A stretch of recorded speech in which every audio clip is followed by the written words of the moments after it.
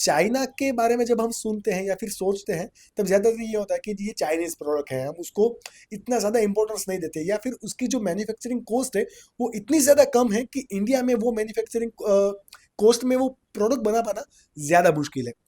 तब अभी अभी जाके ये जो हमारे गवर्नमेंट के इनिशिएटिव्स है कि मेड इन इंडिया, तो वो किस तरह से बढ़ पाएंगे।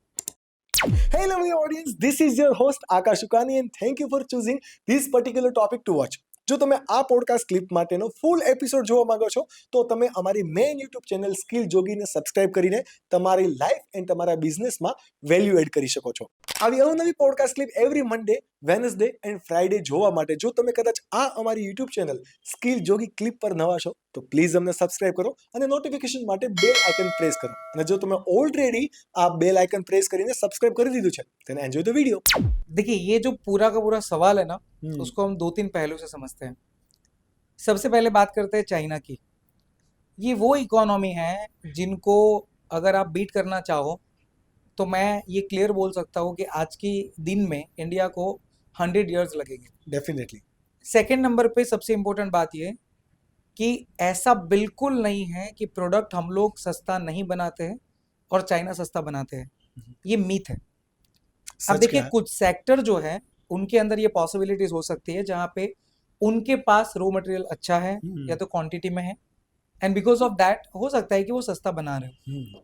लेकिन रियलिटी ये है कि हम लोग जब एक्सपोर्ट के अंदर एंटर होते हैं उस वक्त जो कैलकुलेशन स्पेसिफिकली हमारी इनवॉइसिंग में होना चाहिए उनका प्रॉपर कोई ज्ञान हमें होता नहीं है, एंड बिकॉज ऑफ दैट हमें ये बिलीव है या तो हम ये मानते हैं कि चाइना सस्ता देता है. आकाश भाई, चाइना सस्ता देता नहीं है. चाइना ये वो कंट्री है जिसने कई प्रोडक्ट्स पहली बार दिए हैं. अगर आप पहली बार किसी प्रोडक्ट को खरीदो और डेफिनेटली उसके बाद अगर और कोई ये प्रोडक्ट मार्केट में लेके आए तो उनकी प्राइसिंग कंपैरिजन में हमें सस्ता लगता है. डेफिनेटली. मैं आपको एक सिंपल एग्जांपल से समझाता हूँ.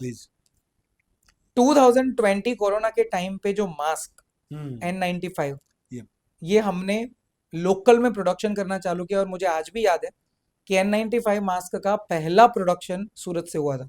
Definitely. और वो भी कैसे, उसके प्रोफेशनल मशीनरी से नहीं, यहाँ के वो लोग जो लेस पट्टा की मशीन चला रहे थे ना जिसमें लेस बनाते हैं, हाँ. उनमें डाई लगा के उन्होंने मास्क तैयार किया. मतलब जुगाड़ तो है 100% एवरीवेयर.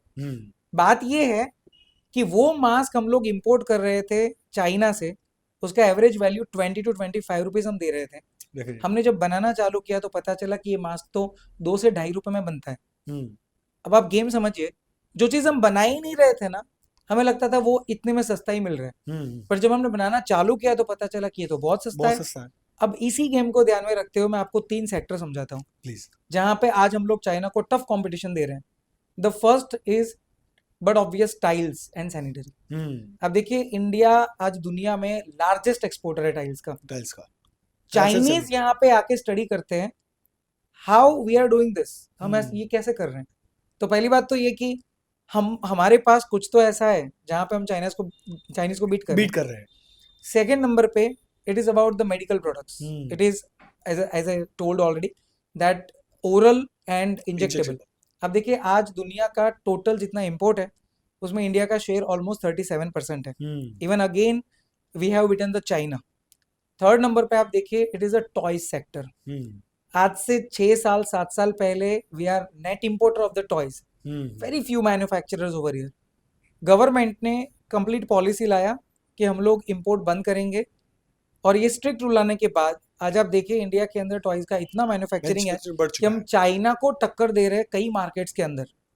जो गाड़ियां बच्चों के लिए जो स्कूटर होते हैं, आज वो स्कूटर हम लोग बना रहे हैं, वो तकरीबन 1200 से 1500 की कॉस्ट में बन रहा है. वो वही क्वालिटी आज से 4 साल पहले हम चाइना से लेके आते थे 3000 से 3500 में. तो डेफिनेटली इन दैट केस ये बात समझ की है. जब हम समझने लगे, हमने डाई को पहचाना, हमने डिजाइन को समझा और हमारे रॉ मटेरियल्स को हमने आइडेंटिफाई किया, तो बहुत प्रोडक्ट हम आज सस्ता चाइना से बना रहे हैं ऑलरेडी. दूसरी बात आप देखिए, अभी आप कोई प्रोडक्ट मैन्युफैक्चरिंग कर रहे हैं और आप उसको एक्सपोर्ट कर रहे हैं. देखिए, गवर्नमेंट का यहाँ पे पूरा ऐसा अरेंजमेंट है कि आप कोई भी प्रोडक्ट एक्सपोर्ट करें तो उसमें गवर्नमेंट आपको 3 बेनिफिट्स साइमल्टेनियसली देती है। ये बहुत इंपॉर्टेंट और समझने जैसी क्या बात क्या? है। पहला तो एक्सपोर्ट पे जीएसटी नहीं लगता। हम्म अगर आपने जीएसटी लगाया है तो जीएसटी आपको रिबेट मिलता है। हम्म आप बात को समझिए कि कस्टमर के ऊपर तो जीएसटी लग ही नहीं सकता। It's a rule of definitely. WTO कि किसी एक कंट्री का टैक्स दूसरे पे नहीं जाता। बट आप भी लोकल में जो टैक्सेस भरते हैं वो भी रिबेट है। हम्म मान लो कि अगर मैं रॉ मटेरियल खरीदूं और मैंने टैक्स भरा है, मुझे रिबेट मिलता है। रिबीट मिलेगा। आप समझो कि 100 रुपीज की आपकी प्रोडक्ट है, हम्म 18 रुपीज का उसके ऊपर टैक्स है टैक्स। 18% के हिसाब से। तो ये 18% यानी कि 18 रुपीज गवर्नमेंट आपको रिफंड कर रही है। बॉस ये आपका पहले कॉस्ट था, अभी आपका प्रॉफिट है। हम्म अगर ये कैलकुलेशन ही नहीं करेंगे तो सामने वाले बंदे को आपका कोटेशन पोसाएगा कैसे? नहीं, वो इसी राजी एक्सपोर्ट नहीं के, आएगा कभी। हाँ, इसी एक्सपोर्ट पे गवर्नमेंट एक और बेनिफिट दे रही है जिनको हम बोलते हैं RoDTEP. Hmm it is called the remission of the duties and taxes levied on the exportable products. Hmm आप उनका स्लैब देखो, 0.15% से लेके इनके बेनिफिट 4% तक जाते हैं। अगर मान लो कि मैं एवरेज पकड़ू 1.5% ऑन माई प्रोडक्ट, तो 100 रुपए पे 1.5 रुपया गवर्नमेंट ये दे रही है। और इसी एक्सपोर्ट पे तीसरा बेनिफिट है, this is cold duty drawback. आप इनको अगर कवर करें तो 1% से लेके 7-8% तक है। और अगर इसको मैं 2% के हिसाब से काउंट करूं तो 2% गवर्नमेंट मुझे यहाँ पे रिफंड कर रही है। It is about 100 rupees invoice. तो 18 रुपए तो मेरा टैक्स बचा।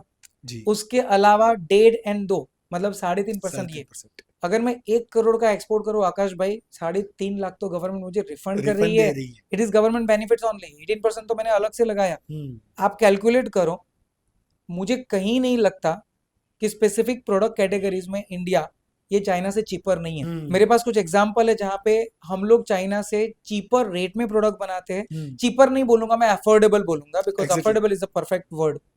एंड उसकी क्वालिटी अच्छी है। लाइक अगर आप इंडिया की जितनी भी होटलियर इंडस्ट्रीज प्रोडक्ट्स आप देखो, क्वालिटी हमारी अच्छी है और उनका प्राइसिंग अफोर्डेबल है। तो ये गेम जो है ना, उसको पहले माइंड करना बहुत जरूरी है। डेफिनेटली। हम जो देखते हैं कई बार ये सही नहीं होता, और अगर मिथ को लेके चलेंगे हम कभी काम नहीं कर पाएंगे। एक जगह पे इंडिया और चाइना की कंपैरिजन मैं डेफिनेटली देखता हूँ। चाइनीज प्रोडक्ट सस्ता इसलिए है क्योंकि इनकी वर्क एफिशिएंसी बहुत हैवी है। बहुत हैवी है। अगर दैट एक इज ट्रू। बंदे को आप 50 मशीन संभालने के लिए बोलो, वो इजीली संभाल लेगा। अगर वही 50 मशीन इंडिया में संभालने हो तो हमें मिनिमम 7 से 8 बंदे चाहिए। और अगर और हमने इंडिया वर्सेस चाइनीज माइंडसेट के बारे में अगर पूरा पॉडकास्ट किया तो आई एम डेम श्योर कि इसके ऊपर 3 से 4 पॉडकास्ट एब्सोल्युटली इजीली बन बन सकता है। सकते हैं।